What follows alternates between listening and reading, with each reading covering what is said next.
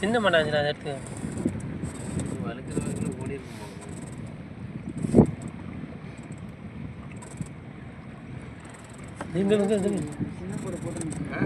வஞ்சிரம் நிறையா மேய்து போய் நிறையா வஞ்சிரம் மாட்டிக்கிட்டேன்